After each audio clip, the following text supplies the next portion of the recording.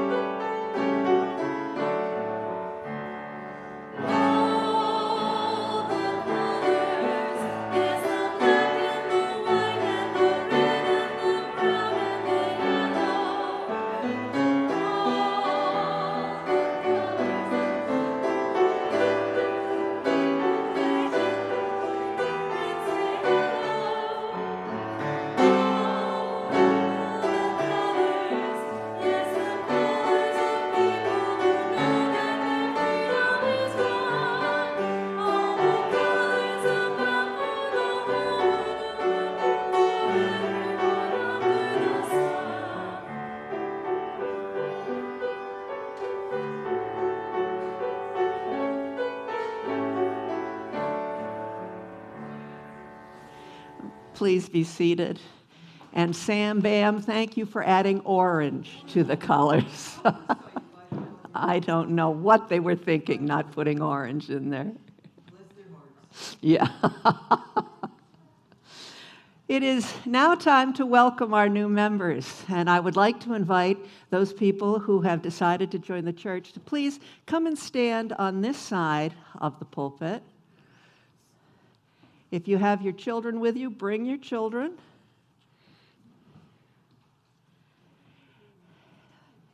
And as you stand there, let me explain what's going to happen. Pam, our leadership board chair, will invite you to come and sign the membership book. To become a member of Second Parish, one attends a meeting and finds out what it means. And then, if they need to talk further about it with me, we talk. And then they sign the book and get a special surprise. And after the surprise, during this week, the leadership board will vote to give them voting privileges for our annual meeting. And you're members until you, well, I would say until you move away, but a lot of people move away and stay members. And you're really members until you decide it's time for you to go someplace else, which we hope won't happen, but if it does, we hope it happens in a happy way. So thank you, and thank you very much for all you contribute to us. So, Pam, if you would invite people one at a time to come forward and sign the book.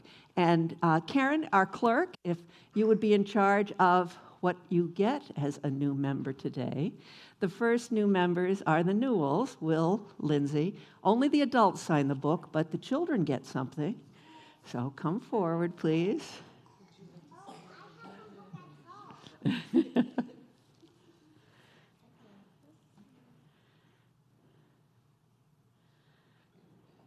This is our antique membership book, but I think it only goes back about 70 years, not 275. So,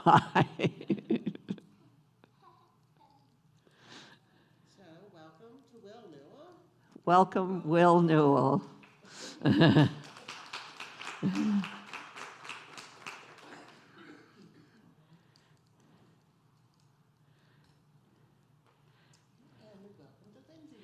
Welcome to Lindsay Newell. And to their children, Brooke and Caroline and Whitney. And now if you would go stand on the south side. No, the north side. Gotta have a compass if you're up here. All right, and next, Christy. And Christy is she's carrying Benji, and here comes Teddy. Remember Teddy told us the pageant happened at 4 o'clock? Yeah.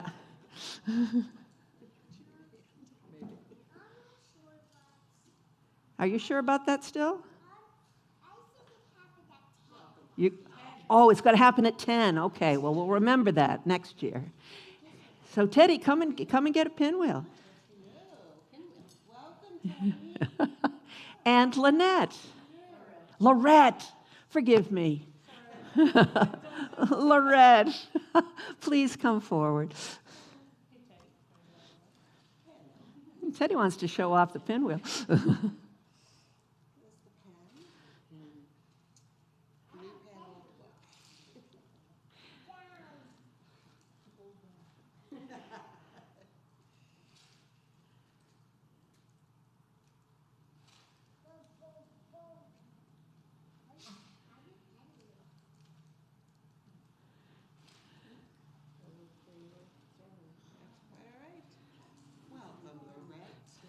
Welcome to Lorette. In addition to these members joining, and thank you to Pam and thank you to Karen, Carly has already signed the book when we did the flags, and Barbara plans to sign the book when she gets back from Croatia. I am so impressed with not only our new members, but with our existing members. You don't need me, do you? You've increased the membership just by being who you are. And welcome, because I'm thrilled, because you belong here. We're so, so grateful.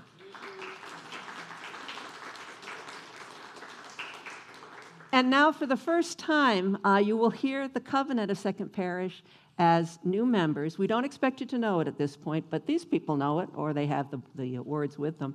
And we'll say the covenant as Pam lights our chalice. With love for each other and respect for each person's search for truth, we unite in the Spirit of Jesus for the worship of God and the service of our neighbors. Welcome. And children, you can come, so you can stay up here, and the other children can come forward, please.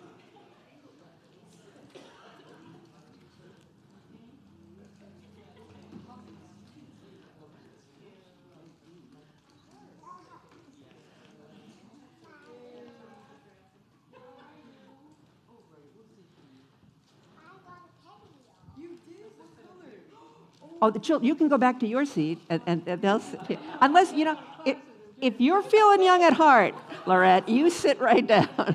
Hi, Noah. So we've got Noah and Caleb and Christy, and we've got Benji and Teddy and Lee and Sam Bam and Brooke and Whitney. You're trying to trick me because you didn't sit in age order. I've memorized you alphabetically. But you've got Caroline and Whitney and Brooke. Welcome. How are you? Is everybody doing well? Has anybody ever played the mirror game? Oh, Sean, sitting over there on the south side. Now that Sean is a high school graduate, I'm sort of... What's that? That's right. Oh, when is your last day, Sean? Flower communion. Wow, we sure have loved having you here. You've been great with the kids. Thank you. How many of you kids or adults have ever played the game Mirror? Anybody ever played that game? I played one kind of game of mirror. You played what kind of game of Mirror? It is called Hawk the Mirror. Hawk the Mirror? Yeah. Oh, how do you do it? Kind of similar to hawk the ball. Oh, it's like with the ball. Oh, gee, do you ever break the mirror when you hawk the mirror? No, that means you lost. Okay. Oh, if you break it, you've lost. Yeah. That makes a lot of sense. Get it to the finish line you lost. Oh, yeah, okay, well, that's good. Well, this game, everybody wins. The game of Mirror, one person is the image of the mirror. Like, I'm going to be the image of the mirror right now. All right? No, I'm not. You're going to be the image of the mirror, and I'm going to be a person. Woo-hoo. Let's see if I can do that, okay? And if what you try to do is do exactly what I do with my hand. Can you do that? So if you're looking in the mirror and my hand goes like this, what does your hand do? And then if it goes like this, and then if it goes like this, oh, look, the adults are doing this along with us. This is great. And then if the mirror goes, and then it goes, you're wonderful at that. All of you, thank you. Is there anybody who'd like to stand up in front here with a partner and try to be a mirror with another person? Anybody want to try that? Would you love to be? Okay, well, you come on up. And Teddy, do you want to be Brooke's partner? And Whitney needs a partner. Is there anybody else who wants to try it? Okay. So you two stand right up here, and Teddy, you face Brooke, okay? Whitney, Lee, would you like to be a partner? Or maybe Sam wants to be Whitney's partner. Okay, Whitney, you be the person, and Brooke, you be the person. Teddy, you try to do what? Caroline. Oh, sorry. Teddy, you try to do what Caroline does, and Sam, you try to do what Whitney does, okay?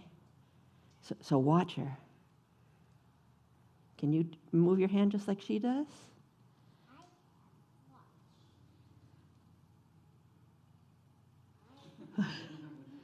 Keep watching.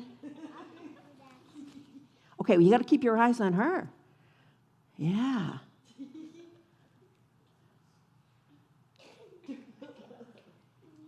Wow, very well done. Thank you. Oh, high fives, they're good, they're good. Now, the reason I had you do the mirror game today is because I'm going to talk with the adults later about what happens when we welcome people. And when we welcome people, things go a whole lot better if you do just what you did in the mirror game, if you pay attention to each other. And you got to watch closely if you're the new person, and especially if you're the old person. So that's just a little something to remember. The mirror game will help you remember that, okay? Lee, do you want to tell them what they're going to do today? You can just come on up to the mic and you can tell them. Thank you.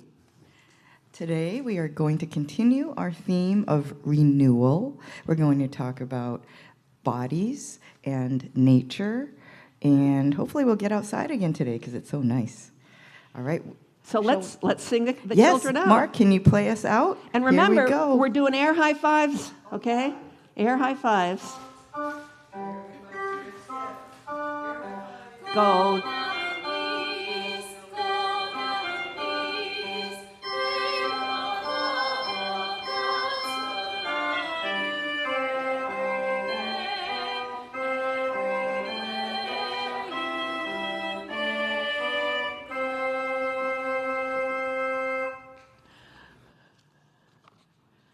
We can go home now.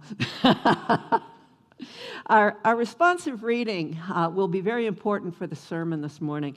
It is from a longer poem entitled Space and Time by Susan Lawrence. You'll find it in your order of service. Your part is in bold-faced italics. I just will tell you right now, I think it describes what happens when we come into a place of worship. Entering the doorway through my heart, following the nuance of space, allowing expansion, mystery, and curiosity to guide me into realms of spiritual awakening, journeying through moments in time filled with opportunities to appreciate and cherish, to express gratitude, to be connected to the forces of nature and humanity. Together we take flight, guided by white hawks. As we listen to the solo this morning, please remember if you have a joy or concern that you would like shared, you may write it down on the index cards in the pews. The ushers will collect them, and then I will read them to everybody. Mark, Gabriel?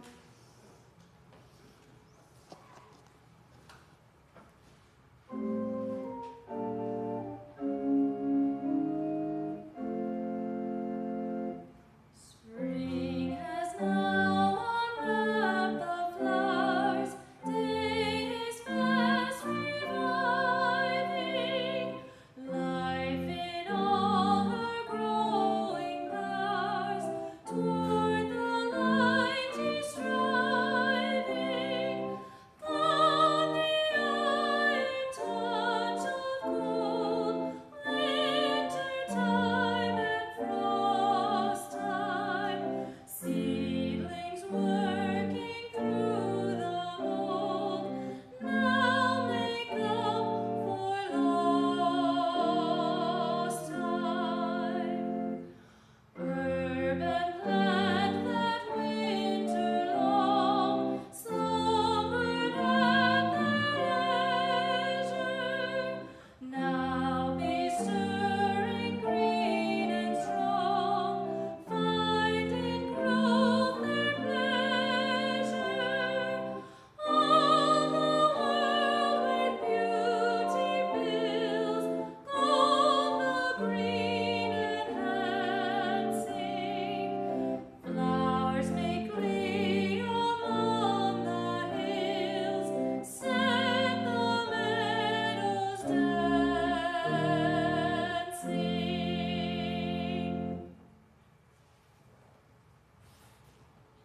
Thank you. If you have a joy or concern, would you please hold the card up? The ushers will collect them.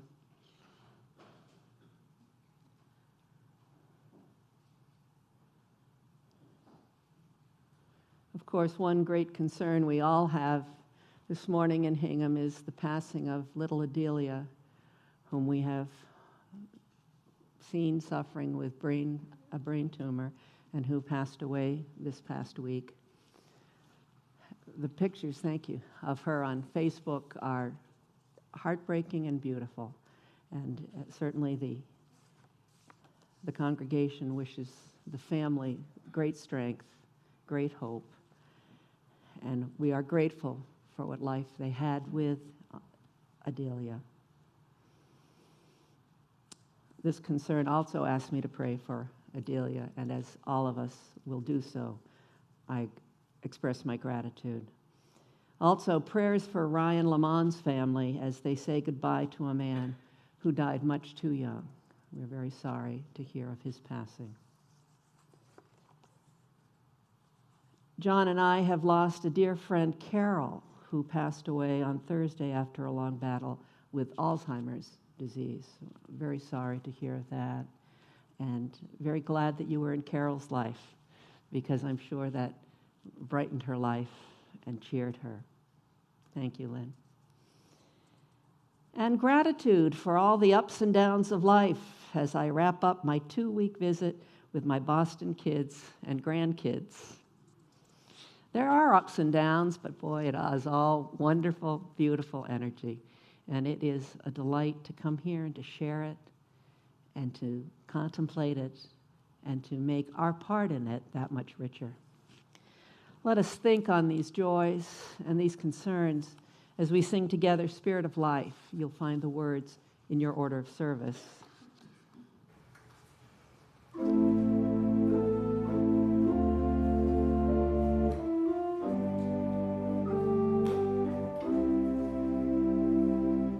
Spirit of life, come unto me. Sing in my heart all the stirrings of compassion. Blow in the wind, rise in the sea, move in the land, giving life the stream of justice. Roots hold me close, wings set me free. Spirit of life, come to me, come to me. Let us pray together. Spirit of life, known by many names, held in many hearts, served by many hands. Meeting in this moment of quiet, we bring our deepest joys and concerns into this space, searching for affirmation and comfort, listening for answers, longing for peace, grateful for loving community, and the shared energy of hopeful searching. While we enjoy our busy days, it is good to pause here so that we might better see their blessing and better know their purpose. May we find the inner strength to reach out towards combined strength, welcoming our differences and similarities in discovery of how both enrich our lives with deeper understanding and care. Let us now enter the communion of shared silence as we reflect or pray, as is our custom.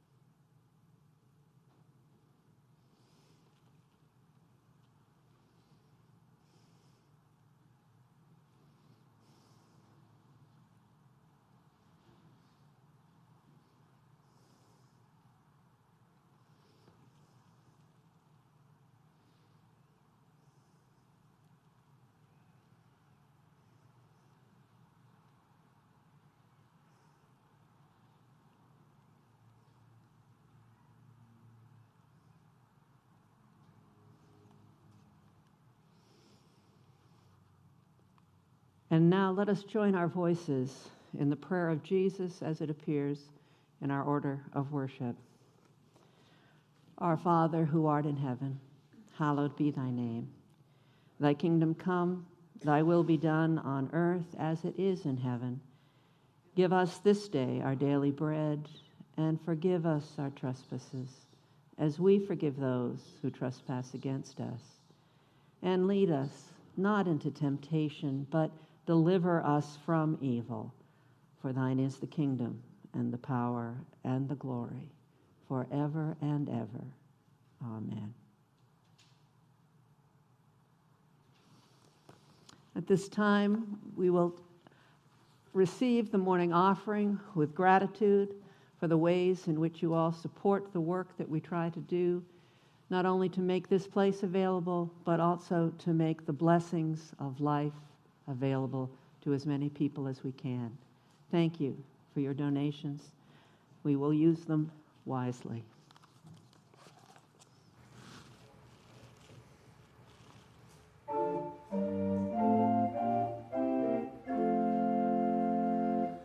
The sweet June days are come again, once more the glad earth yields its golden wealth of ripening grain and breath of clover fields, and evening shade of summer woods and glow of summer dare, and winging thoughts and happy moods of love and joy and prayer.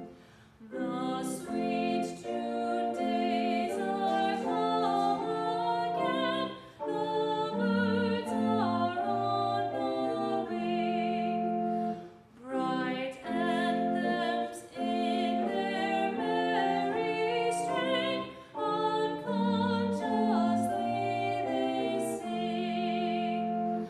Oh, our cupboard brims with good these happy summer days, for all the joys of field and wood, we lift our song of praise. I invite you to rise in body or spirit as we sing the doxology.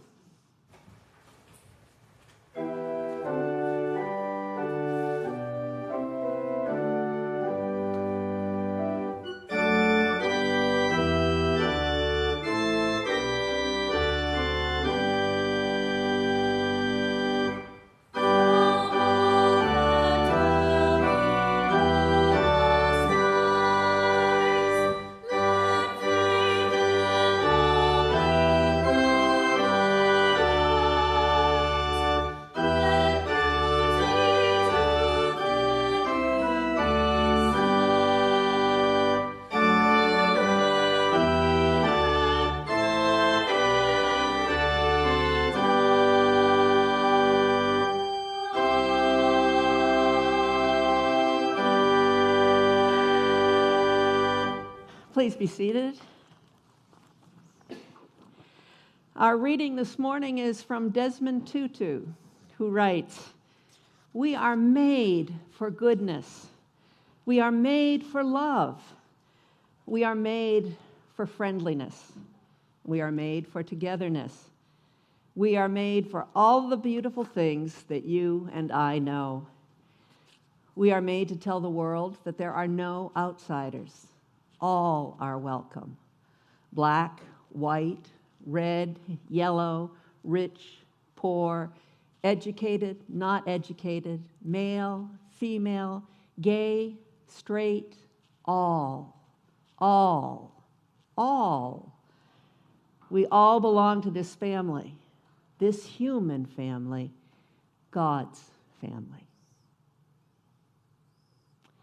Well, Desmond Tutu, South African preacher, clergyman, and one of our great modern prophets, clearly believed in welcoming everyone. There are no outsiders in his opinion. Everybody is welcome. And writing with grace and energy and conviction, he certainly gives me hope that humans are meant to come together. And sometimes we do. Maybe it is in a time of crisis, as in the loss of a loved one. Maybe it is in a time of celebration, as in the arrival of a new child. But in those times, we find there is no east, no west, no north, no south. We find that we do belong to each other. And the hospitality that we can extend across our differences is a good thing. Well, if it's such a good thing, why is it so often that we don't welcome others? Why is it so often that we divide and separate based on race or color or sexual preference or economics or politics or any of the many ways that we divide ourselves?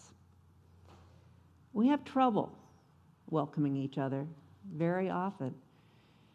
Why is it that so often we ourselves feel judged and rejected? Why is it that so often we in turn judge and reject other people? You know, it's not a 21st century development. We like to blame everything on the current state of affairs, but this is an ongoing struggle and a long-time tension in the life of those human social animals. There is an ancient explanation story that relates to this problem. It's got a fancy name. It's called an etiological myth. And I only trot that term out, not to show you that I'm educated, because I had to look up how to pronounce it. But this etiological myth means it's a myth that explains why things are the way they are. And the particular one I'm thinking about is one that I'm pretty sure you're all familiar with. It appears in an ancient source. It's the story of the Tower of Babel. Essentially, that story, the story of the Tower of Babel, explains why there are cultural differences around the world and amongst people. And what I've been thinking about lately is how that story of the Tower of Babel enriches the perspective on how come cultural differences can inhibit our welcoming each other. I don't think that's something cultural differences have to do at all, but it is something that often happens. If you remember, the story appears in the first book of Genesis in the Hebrew Testament, and it's a story about the people of the world who all spoke the same language, and they were traveling east looking for a place to build a city, and they found a place. They said, oh, this is a good place. I love it in the text. It talks about they find this is a good place to make bricks. Well, if you can make bricks, you can build a city. So they decided to start building this city. And then they got this great idea that they would build a tower to heaven. Well, their God looked down from heaven and wasn't too pleased. I don't know if their God was a NIMBY, but God did not want these people building a tower to heaven because, as he said, there's no stopping them. If they can build a tower to heaven, they can do anything. Of course, the reason they wanted to build that tower was to make a name for themselves. But God had more power than they did, so God zapped them. And we all know what happened was they all started to speak different languages. And it was pretty hard to build a tower when you can't communicate. And they stopped building the tower, and in fact, they were scattered all over the earth with different languages and no tower to the heaven. And from that time forward, we have had different cultures, we've had different customs, different languages, and mutual suspicions. I don't know if anybody remembers Esperanto, the language that was going to be the universal language.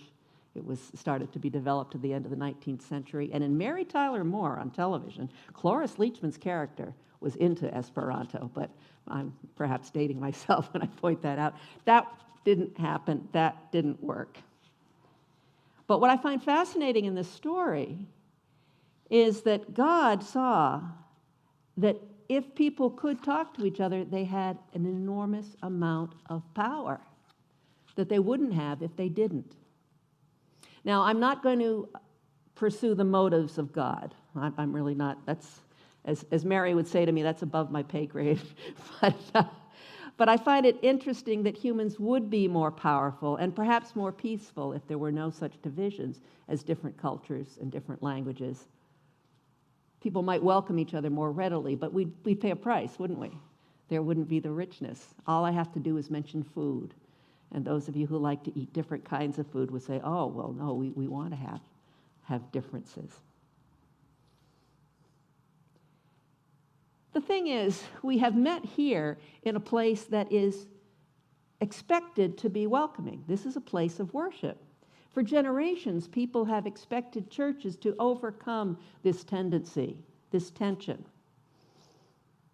which is somewhat ironic given the fact that wars have been fought in the name of religion, and there is widespread prejudice against other faiths today. Even in our modern, supposedly enlightened world, there is violence in the name of faith.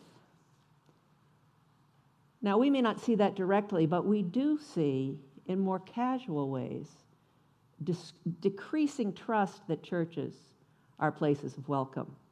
Last week in USA Today, there was an article that discussed how attendance at church is declining, something we've been reading about quite a bit in the past number of years. And what grabbed my attention in this article was the headline, "Americans are running away from church." Well, you might feel that you know why Americans are running away from church. There are lots of explanations. I'll just mention a couple. One is perception. In some settings, people we know may perceive Jesus not as what he tried to teach, which is to love your neighbor as yourself, but they may perceive Jesus as more of a gatekeeper, a critical judge, an excluder, a manipulator. I once attended a very Christian church, went through the doors of that church, and as I walked into the church, I saw all these people. There were about 40 people sitting around where I figured the minister was going to speak, and I said to the usher, "Wow, you've got a big choir." And he looked down his nose at me and he said, "That's not the choir. Those are the people who are saved. Your seat is here." Well, that was pretty welcoming, wasn't it? I don't think if Jesus had walked into that church, Jesus would have felt much at home. But we have things that happen like that in a perhaps less pronounced way. I have heard people talk about White Hingham and its white churches, and talk about how there is a code that you need to know in order to get into the club, if you want to look the right way or have the right job or talk about the right things in order to be in a particular church. So there's a perception problem about churches. There's also, as we know, sadly, an ethics problem. And there are sad stories, horrible stories of clergy abuse in many different denominations and faiths. And there are stories of churches that collect money not to help others, not to maintain their place of worship, but for their own personal gain and enjoyment, which is very sad. And there also is the explanation that, well, church just isn't relevant anymore. It's got a format that's mired in centuries-old tradition. Whenever I hear that, I want to laugh and say, oh, you should try being Greek Orthodox. You know, they haven't changed the liturgy in hundreds of years. But the fact is, many people look at churches and say, you know, the pace of church is too slow for our modern society, our 24/7 lifestyle, with our great emphasis on the individual. You know, I would argue that if churches were completely in sync with modern society, they wouldn't be able to be spiritual. They need to move at a different pace, even though they need to be aware of the normal pace of the people who come. And that's one of the reasons in the pastoral prayer I made the note that we appreciate our busy days. We do. We like to be busy. We like to accomplish. But we also need to stop and say, yeah, that was good. Church is where we need space for those long thoughts I talked about last week. So, yes, I agree with Desmond Tutu that people are meant to welcome others. And I am a strong believer, being basically an optimist, that it can happen in churches. But I'm not the only one. Those people who wrote the article that I referred to earlier the one that said that Americans are running away from church, also are optimistic. As professors of sociology and religious studies, the two of them, Amanda Jane Miller and James Willis III, see religious practice as, and I'll quote them here, one of the great organizing structures we share with our ancestors, and with it, the positives of being part of a larger whole. In other words, they see that churches can still welcome people. And they view religion as able to do some things that are key in that regard, and I will quote three of them. One, solidifying and nourishing one's identity. Two, shaping community values. And three, forming bonds of trust with others. But let's face it, it's a tricky proposition. And it's tricky for a number of reasons. First of all, stepping into a place of worship can mean stepping into a place of profound vulnerability. Some of the most profound emotions are dealt with in a place of worship. Some of the most profound needs are addressed in a place of worship. And this applies not only to the new person who's never been to church, who comes in and finds suddenly they're in this space where people are talking about what really matters, but it also applies to those people who are accustomed to church, who are accustomed to being aware of their vulnerability when they come into a church. Because churches are meant to deal with our spiritual nature, the meaning we find in our lives, the purpose we find in our loves. And given how much attention is paid to our material side in modern society, the spiritual arena can be very tricky to begin with. It's difficult for anybody who approaches spirituality with a consumer mentality. That consumer mentality demands satisfaction when matters spiritual can be far beyond our understanding. And guarantees are not spelled out. They are lived out. And sometimes in a time frame that just seems long. But places of worship can achieve welcome for modern individuals, and I applaud those who try to make them welcome, as well as I applaud those people who keep looking for churches to help them and welcome them. And I'd like to offer our responsive reading as a guide to how that happens. And this will be the conclusion of this sermon. If you want to pull out your order of service and look at that responsive reading, think about these words as applying to what happens as we welcome people to church. From Space and Time by Susan Lawrence. She begins, entering the doorway through my heart, following the nuance of space. We come into church, we enter through the doorway of opening, of speaking and caring, listening and doing from our inner being. And we follow the nuance of space. We follow what the space invites us to see and to do, whether it's the flowers or the music or the candles or the children. In the old Gothic cathedrals, we could have been looking at the sculpture which told stories from the Bible. In our worship place here, we have these wonderful windows so we can look at nature. But there is nuance. There is a way for us to move in this space, and what is so beautiful about that in terms of welcoming is that it lets what we can imagine supersede what is imposed by what is happening. She goes on to say, this allows expansion, mystery, and curiosity to guide me into realms of spiritual awakening. Expansion. Well, we grow. And particularly, I think we grow when we listen to ideas that are not our own, when we sing words that are not what we perhaps might say, and it makes us think about what other people are thinking. We certainly, as we learn from each other and from the space, encounter mystery, things that we cannot explain, but we must endure, and we find we can endure them together. There's great mystery and wonder in that. And of course, we find curiosity. We want to know more. It's like you take a drink of water and you're thirsty and you want more and more water. because you find it gives much more awareness of what life means. And then, as she writes, we journey through moments in time filled with opportunities to appreciate and cherish. We stop. We pause. Good night. We're silent. Maybe it's only for a minute in the service, but we have a time when we can say, wow, let's look at things. And one of the things I absolutely love about Time for All Ages is that children do that, and they teach us how to do that every week.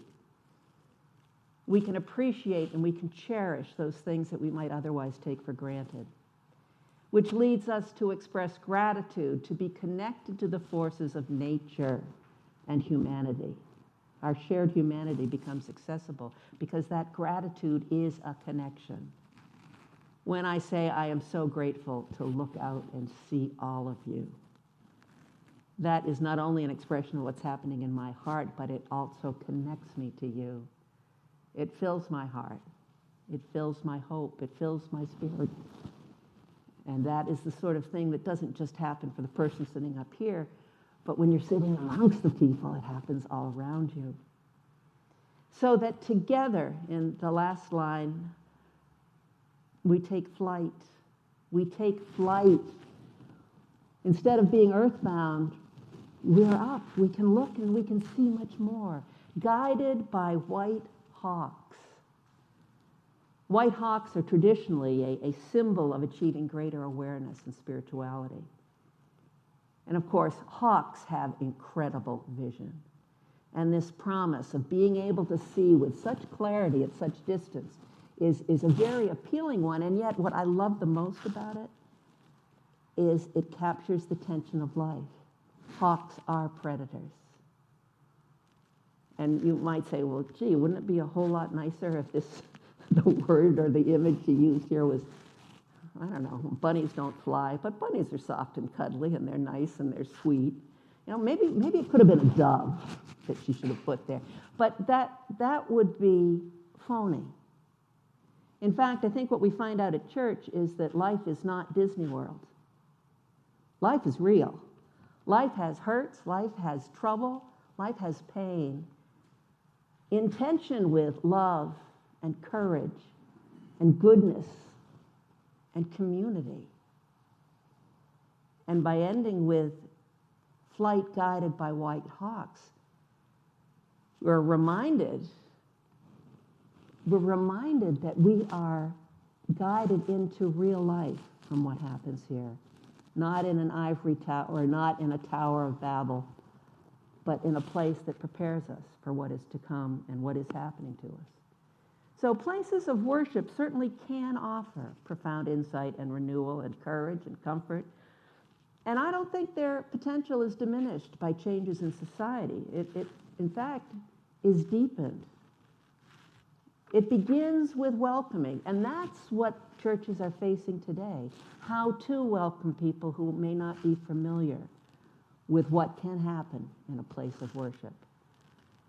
We need to let people know, and we need to recognize ourselves that a place of worship welcomes our need, it welcomes our purpose, it welcomes our neighbor. And in that process, it welcomes our world into a place of spiritual understanding, but not limited or set. Spiritual understanding of growth. We meet here in this church because we have all felt welcome and continue to feel welcome. And today, as we celebrate our new members, we hope that you too find this spiritual home, a place from which you can grow. We all celebrate the welcome of a place of worship, and we all commit to grow in its love. Let us affirm that thought by singing our closing hymn in the Teal hymnal, hymn 1008, When Our Heart is in a Holy Place. When our heart is in a holy place.